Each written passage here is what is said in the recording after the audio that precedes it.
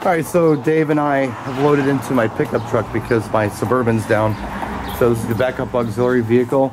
Got a few new products in here that you haven't seen before. This is my first wedding of the season. We got a quick set table. We've got some movers. We're doing glow totems tonight. We have a ceremony and a reception.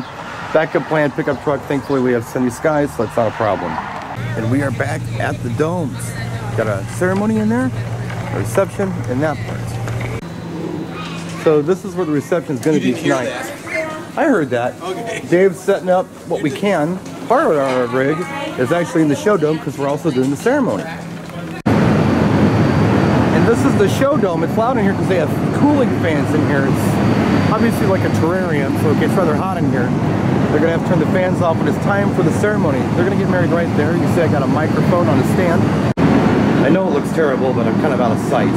This is a little fast set table. I'm going to do a video on these real soon. They're very cool and handy.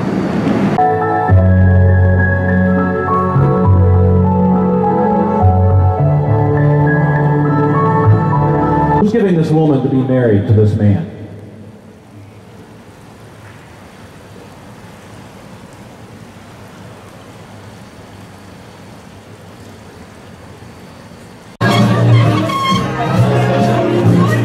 Yes, you're lovely, and I think to myself,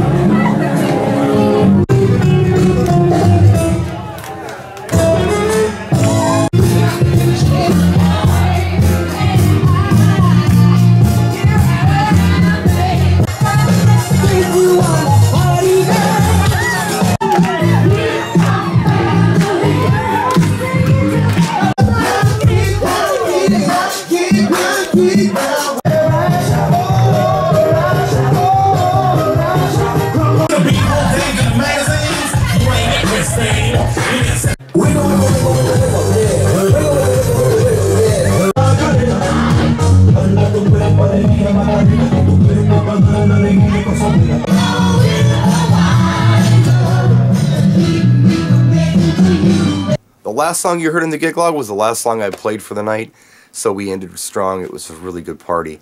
Now, the ceremony itself took a lot of prep, hours of prep. I had to actually attend this rehearsal because there were 7 songs I had to come in on cue with. Not only that, and I've done ceremonies in this dome before, but not with this seating configuration, and definitely not with the way she walked down the aisle with the bridge. This was something she came up with, something that was her vision after seeing the room.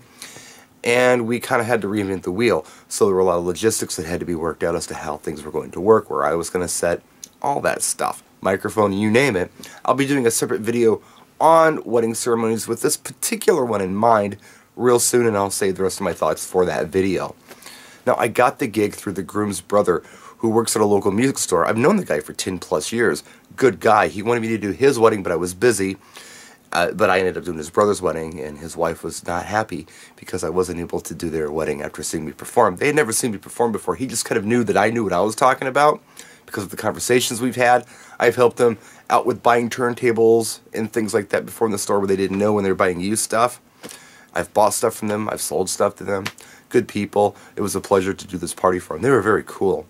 The critique that I got from Dave Ellsworth, my assistant, was I was rusty with my top 40. And he's absolutely right. I haven't done a lot of club work where I've played a lot of the just mainstream top 40 since, I don't know, probably around Christmas time.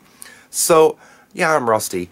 And I usually take that stuff in on request. I don't play the top 40 just because I play it when they ask for it. And I try to stick with the party tunes otherwise. Just the silly stuff that everybody digs, especially at a wedding where it's a mixed crowd. And as far as those line dances go, please, people, I did not just play those. They were requested. I was trying to avoid line dances because I felt like this was a strong enough crowd where I could. They still wanted them, so I played them. That's it for the gig log. I got more videos coming real soon, so stay tuned. Stay tuned for that ceremony video. Oh, and the glow totems, you dug them? They're cool. We've done them before. We're going to do a contest on those really soon, so stay tuned for that real soon. Get ready for a glow totem contest. Until then, practice and enjoy.